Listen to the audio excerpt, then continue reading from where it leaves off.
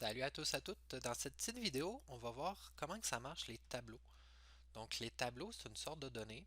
C'est une structure de données qui permet de conserver des éléments de nature similaires ensemble. Ça arrive que parfois on a par exemple les mois de l'année. Il y en a tout le temps 12, puis tu veux pas les stocker dans des variables différentes chacun des mois. Même chose les jours de l'année, ou par exemple des notes d'examen. C'est des données de nature similaire. Donc, tu peux pas faire variable mois de l'année 1, mois de l'année 2, mois de l'année 3, puis déclarer des variables pour chacun. Ça serait un petit peu long. Euh, donc, qu'est-ce que ça nous permet, les tableaux, entre autres, c'est de les regrouper ensemble. Donc, par exemple, ici, j'ai un tableau avec trois éléments. Donc, trois chaînes de caractères, premier, deuxième, troisième.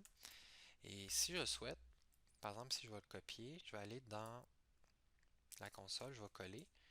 Bien, ça, cette ligne-là, ça vient d'aller créer mon tableau.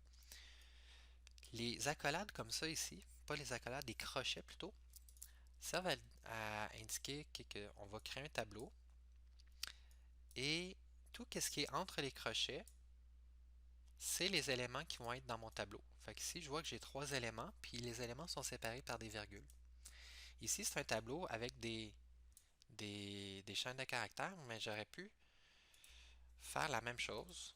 Là, faites-le pas, mais juste pour vous montrer, j'aurais pu marquer un tableau avec des chiffres. Ça aurait marché. Si je ferais Enter, puis je le ferai pas ici, ben là, j'aurais créé un tableau avec des chiffres plutôt qu'avec des chaînes de caractères. Donc, mais souvent, on va faire en sorte que les tableaux conservent des données de nature similaire. Donc, si c'est un tableau avec des chaînes de caractères, ça va juste être des chaînes de caractères dedans. Puis si c'est un tableau avec des chiffres, ça va juste être des chiffres dedans. On n'aime pas ça mêler les affaires. C'est comme les pommes et les oranges. On laisse ça séparer. Bon, si je veux récupérer un élément du tableau à une position spécifique, puis les positions, on appelle ça plutôt des index. Donc, en programmation, ça, c'est l'index 0. Fait que le premier se trouve à l'index 0. Le deuxième élément dans le tableau se trouve à l'index 1, puis lui se trouve à l'index 2. Donc, pour faire ça, on doit utiliser la syntaxe suivante. Donc, c'est le nom de ton tableau, puis entre crochets, tu vas marquer l'index correspondant à l'élément que tu veux aller récupérer. Fait que là, si je voulais aller récupérer le premier élément, faudrait-je mettre crochet 0. Et je pourrais le stocker dans une variable. Fait que je pourrais m'en servir par la suite. Par exemple, je prends cette ligne-là ici, je vais dans la console, je la colle, je pourrais l'exécuter. Puis par la suite, je pourrais afficher le contenu de la variable premier élément. Puis là, je vois que oui, ok, ça contient bien mon premier élément. Je pourrais faire la même chose. Je me crée une autre variable, je marque deuxième élément, égal, j'ai tableau. Puis là, je vais aller chercher l'élément qui se trouve à l'index 1, donc mon deuxième élément, comme ça ici, et ça marche. Bon. Fait que là, on a vu qu'on peut aller récupérer un élément d'un tableau, mais ça va arriver que parfois on va aller changer des valeurs dans un tableau. Donc, pour les changer, on va avoir besoin de indiquer le nom de notre tableau, crochet, le numéro de l'index correspondant à l'élément qu'on veut modifier. Fait que, par exemple, si je veux modifier le contenu du premier élément dans mon tableau, je marquerai l'index 0. Je mets égal et je donne une expression correspondant à la nouvelle valeur que je veux donner. Fait que par exemple, je pourrais marquer ma nouvelle valeur, ça va être premier, écrit comme ça. Et maintenant, si j'essaie de réafficher mon premier élément, je pourrais faire la flèche du haut pour retourner ici. Je tape premier. On voit que j'ai bien ma valeur. En passant, quand tu es dans la console, il y a une manière de voir tous les éléments du tableau, d'un tableau très facilement, c'est que tu marques G tableau, tu fais entrée, puis là, ça t'affiche le nombre d'éléments dans ton tableau, et ça t'affiche également, si tu pèses sur la flèche, les différents index, fait que c'est tout en ordre, là, 0, 1, 2, et les valeurs associées pour chacune des éléments correspondant aux index. Donc ça, c'est pratique quand tu veux essayer de débugger puis comprendre ton code. Fait que ça t'affiche rapidement dans l'information. Tu fais juste taper le nom de ton tableau dans la console. Une autre chose intéressante sur les tableaux, c'est qu'on peut connaître la longueur du tableau. Donc, par exemple, je pourrais taper Gtableau, puis je fais point, puis j'écris length. Ça va me permettre de connaître le nombre d'éléments. Fait que là, j'en ai 3. Si un jour, parce que ça va arriver, on va avoir des tableaux que leur taille vont varier. Par exemple, on va avoir, je sais pas, des tableaux de méchants, puis on va rajouter des méchants au fur et à mesure dans un jeu. Bien, on pourrait connaître le nombre de méchants qu'on a dans notre jeu en regardant la taille du tableau représentant les méchants. Si tu as des notes pour un examen ou des étudiants que tu représentes dans un tableau, puis tu veux connaître le nombre qu'il y en a, tu peux regarder la propriété length de ton tableau, comme quand je viens de faire ici, puis ça va te donner le nombre d'éléments du tableau. Ça va nous servir aussi plus tard quand on va parler des boucles et qu'on peut combiner les deux ensemble, les tableaux et les boucles. Ça devient super powerful, puis on peut faire plein de choses.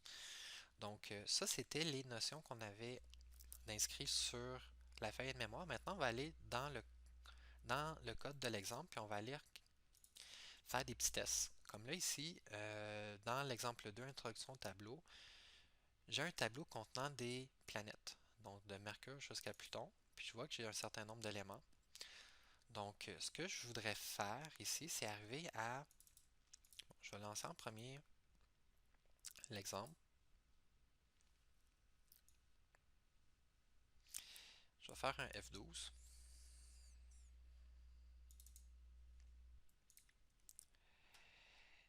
Et ce que je veux faire, ce qui est indiqué dans le to-do 1, c'est qu'on veut remplacer Pluton par une chaîne vide.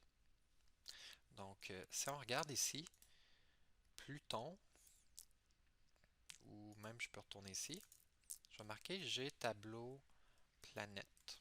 Je vais faire entrer. On voit que Pluton, il se trouve à une certaine index. Donc, Pluton, c'est la neuvième planète. Mais comme on commence à l'index 0, ben ce serait l'élément qui se trouve à l'index 8, ici. Donc, si je veux modifier la chaîne de caractères qui se trouve à la neuvième, à l'index, la neuvième chaîne de caractères dans mon tableau, ben, il faut que j'aille aller modifier l'élément qui se trouve à l'index numéro 8.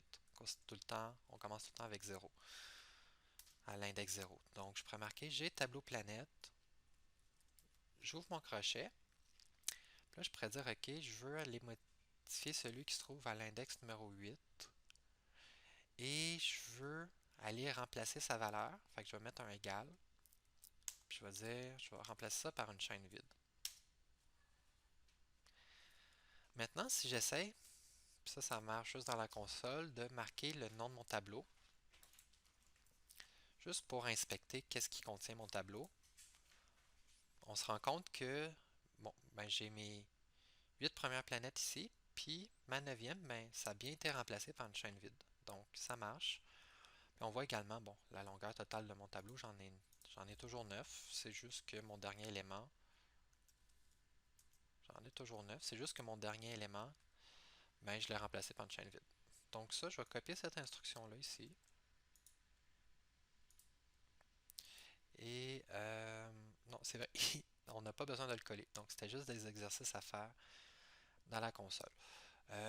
Le deuxième qu'on a, c'est un tableau par rapport aux excuses. Fait que pourquoi que j'ai pas remis mon devoir ou que je me suis pas présenté, peu importe. Donc tu cherches une excuse originale, ben tu as un tableau avec les différentes excuses pour pas avoir fait quelque chose. Donc on voit que ça peut être à cause du trafic, ça peut être à cause que j'étais malade, etc. Donc là ce que je voudrais faire, ben c'est je vais aller dans la console et je voudrais afficher l'excuse 5. Donc la, la cinquième excuse, euh, elle se trouverait à quel index? Donc là, juste prendre le temps d'y penser, ben, comme on commence avec l'index 0, ça veut dire que la cinquième excuse, elle serait au numéro 4. Donc, je pourrais marquer G tableau excuse, puis dire OK, je vais afficher celui à l'index numéro 4. Là, je vois ces crevaisons. Et si je retourne dans mon code, je vois que ça, c'était l'excuse numéro 1, la 2, la 3, la 4, la 5. Fait que ça marche bien. J'ai bien ma cinquième excuse qui vient de m'être affichée. On va essayer de faire la même chose, mais avec le tableau des planètes. Fait que là, je voudrais afficher la 10e planète. Ben ça, la 10e planète, ça veut dire que ce serait à l'index numéro 9. Donc, on va voir qu'est-ce qui se passe.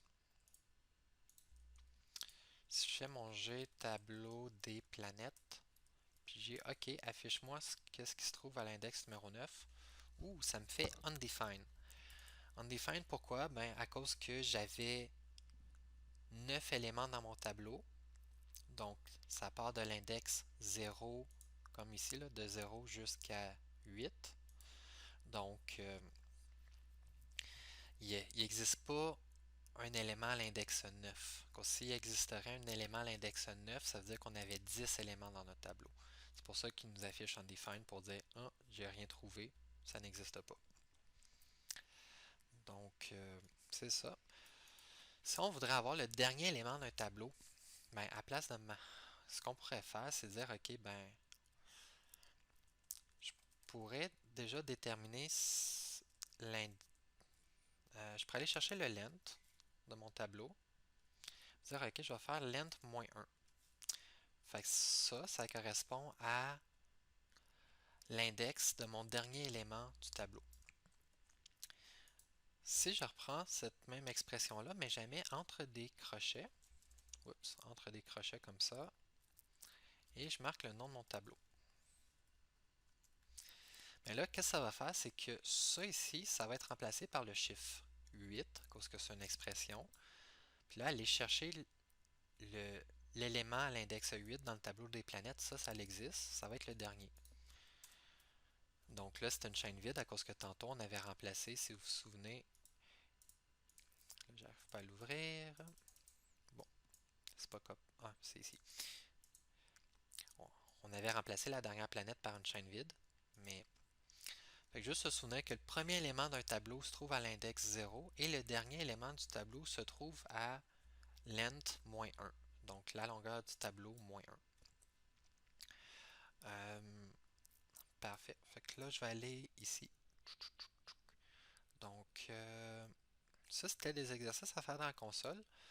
Le prochain est un petit peu particulier. Ce qu'on veut faire, c'est afficher un personnage de jeu aléatoirement. Donc, on a un tableau avec des noms de personnages ici. Et si on regarde, on a un dossier images avec les différentes images de personnages. Donc, ce que je veux faire, c'est, dans mon tableau, arriver à sélectionner un élément au hasard. Donc, on peut faire ça avec un tableau. Donc, moi, je voudrais récupérer soit l'élément à l'index 0, 1, 2, 3, jusqu'à length moins 1, peu importe au hasard, puis selon celui que je vais avoir obtenu, l'afficher. Donc, on voit que j'ai déjà une fonction qui s'appelle ajouter personnage qui, lui, doit recevoir le nom du personnage et une position pour l'afficher. Et par la suite, il va aller chercher l'image correspondant à ce personnage-là et il va le placer à la position.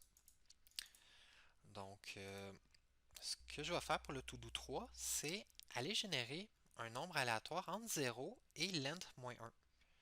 Donc, je vais générer un nombre aléatoire qui va correspondre à mon index.